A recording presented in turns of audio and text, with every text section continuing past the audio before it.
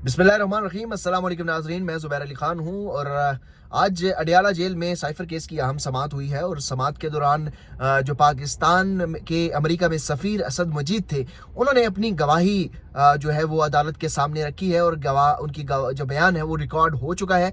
ये बहुत इंपॉर्टेंट गवाही थी क्योंकि जो साइफ़र था, जो सारा मामला शुरू हुआ था वो असद मजीद के साइफ़र से शुरू हुआ था और असद मजीद ने आज गवाही दी है। और उस गवाही के बाद साइफ़र का जो केस है, इमरान खान का जो मौक़िफ़ है, उस मौक़िफ़ में वाज़े एक तरह से मज़ीद चीज़ें खुलकर सामने आ रही हैं।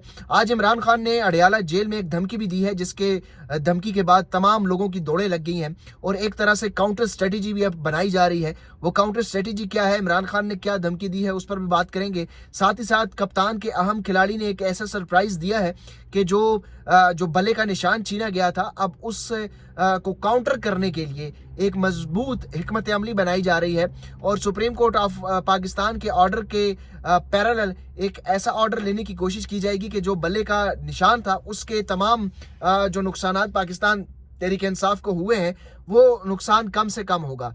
उस सरप्राइज़ के मुतालिक भी आप को आगाह करेंगे कि वो क्या सरप्राइज़ है और आने वाले दिनों में कितनी अहम ये दरख्वास्त हो सकती है। इसके साथ साथ आज शाह महमूद कुरैशी और जो FIA के वकील हैं, उनके दरमियान तल्ख जुमलों का तबादला हुआ है और जो जज हैं ऑफिशियल सीक्रेट एक्ट की खसूसी अदालत के जज अबुल हसनात मोहम्मद जुल्करनैन, उन्होंने बीच बचाव करवाया है। इस सारे मामले पर आज के वीलॉग में रोशनी डालेंगे।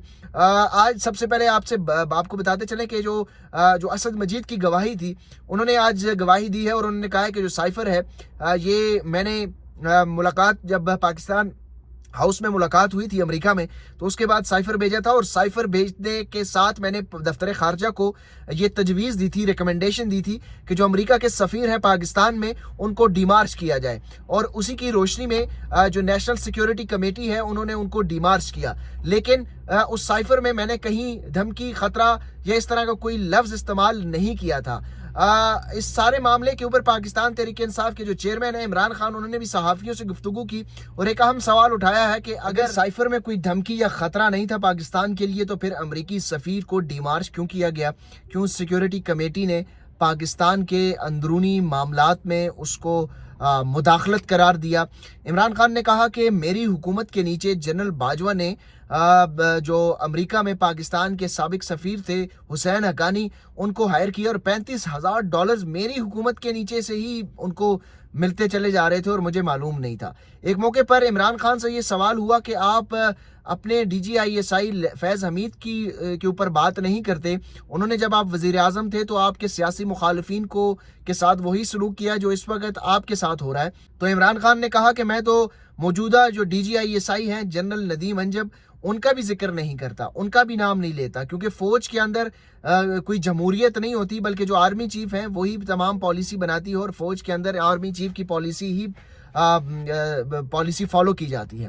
इमरान खान ने आज एक धमकी दी है और इमरान खान ने एक सूरत में कॉल भी दी है तमाम वर्करों को, तमाम उम्मीदवारों को। उन्होंने अपने उम्मीदवारों को ये धमकी देते हुए कहा है कि इतवार के रोज़ अगर आप बाहर नहीं निकले तो मैं आपसे टिकट वापस ले लूँगा, टिकट छीन लूँगा। और इमरान खान ने यह कहा कि टिकट तब्दील कर लिया जाएगा जो इस इतवार को उम्मीदवार कैंपेन नहीं करेगा, बाहर नहीं निकलेगा, क्योंकि इमरान खान ने अब उम्मीदवारों को वाज़ेह ये पैगाम दे दिया है कि अब घरों में छुपने का वक्त नहीं है। आप अब रूपोशी इख्तियार ना की जाए, बल्कि जितने भी रूपोश रहनुमा हैं वो भी बाहर निकलें, अपनी कैंपेन करें, लोग भी बाहर निकलें, वर्कर भी बाहर निकलें, ताकि एक मोमेंटम जो है वो क्रिएट हो। दूसरी तरफ पाकिस्तान तहरीक इंसाफ के जो रहनुमा हैं, वो इस बात के खदशे का इजहार कर रहे हैं कि अगर पाकिस्तान तहरीक इंसाफ सड़कों पर बाहर निकलती है और अवाम बड़ी तादाद में बाहर निकलेगी, क्योंकि इस वक्त अवाम के अंदर एक जोश जज्बा है, वो लावा उबल रहा है और वो किसी तरीके से चाहते हैं कि अपने गुस्से का इजहार करें, शदीद नफरत पाई जाती है।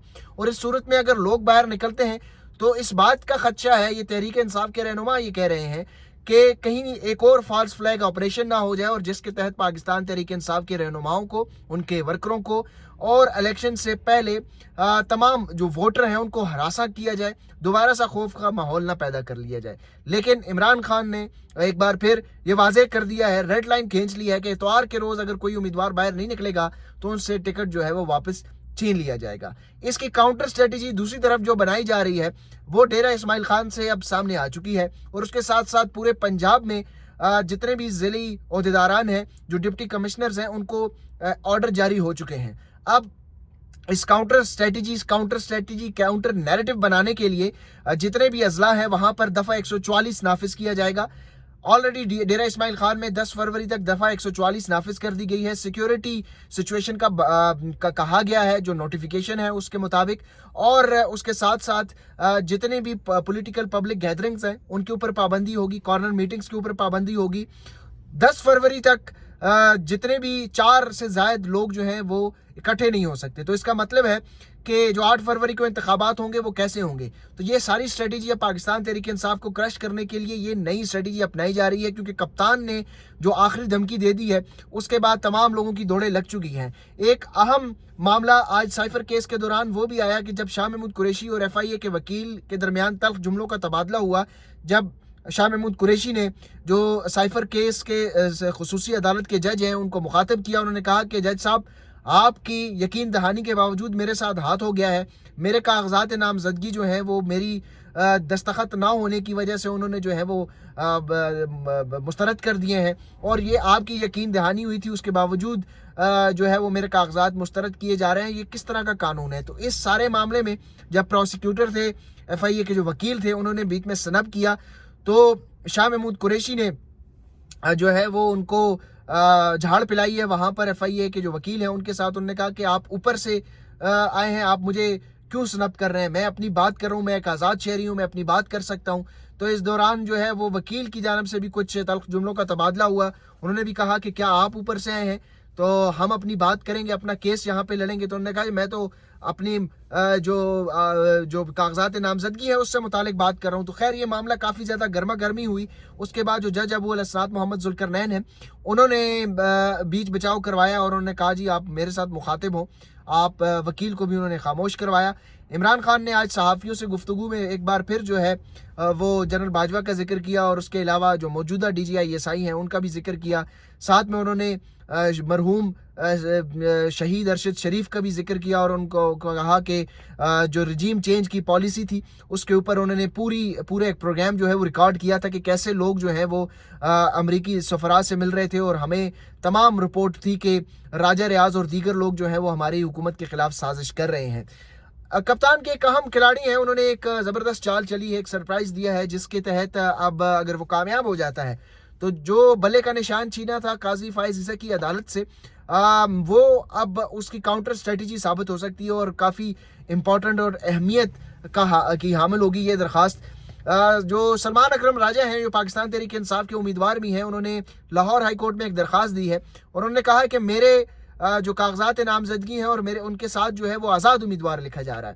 حالانکہ میں آزاد امیدوار نہیں ہوں, میں پاکستان تحریک انصاف کا حصہ ہوں. ٹھیک ہے, پاکستان تحریک انصاف کا جو انتخابی نشان ہے وہ اس وقت نہیں ہے, الیکشن کمیشن نے انتخابی نشان ہم سے چھین لیا ہے, لیکن میں پارٹی کا رکن ہوں, میں پارٹی کا ممبر ہوں. تو اس لیے مجھے آزاد امیدوار نہیں بلکہ پاکستان تحریک انصاف کا امیدوار کنسیڈر کیا جائے.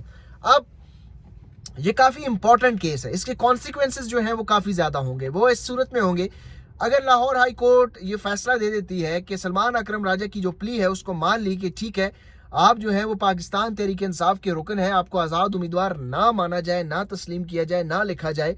تو اگر جتنے بھی آزاد امیدوار جو پاکستان تحریک انصاف کے حمایت یافتہ ہیں وہ جیتتے ہیں, وہ رکن ہوتے ہیں, تو ان کے اوپر پارٹی پالیسی کی جو ہدایات ہوں گی اس کے اوپر عمل کرنا بہت ضروری ہوگا.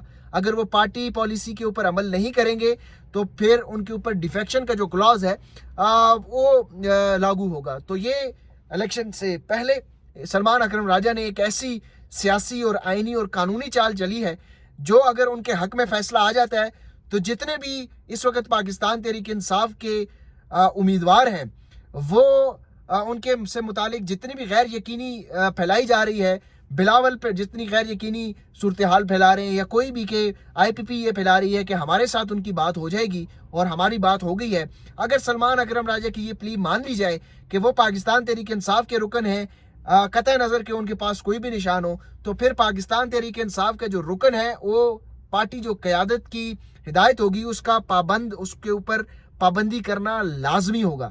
تو یہ لاہور ہائی کورٹ سے ایک بہت بڑی درخواست ہوگی, اور ایک بہت بڑا جو ہے وہ سیٹ بیک حاصل ہو سکتا ہے ان لوگوں کے لیے جنہوں نے انتخابی نشان چھینا ہے. اگر یہ سلمان اکرم راجہ کی پلی جو ہے وہ مان لی جائے. آج کے ویلاگ میں اتنا ہی. چینل کو سبسکرائب ضرور کیجیے گا. مجھے دیجیے اجازت. اپنا ڈھیر سارا خیال رکھیے گا. اللہ حافظ.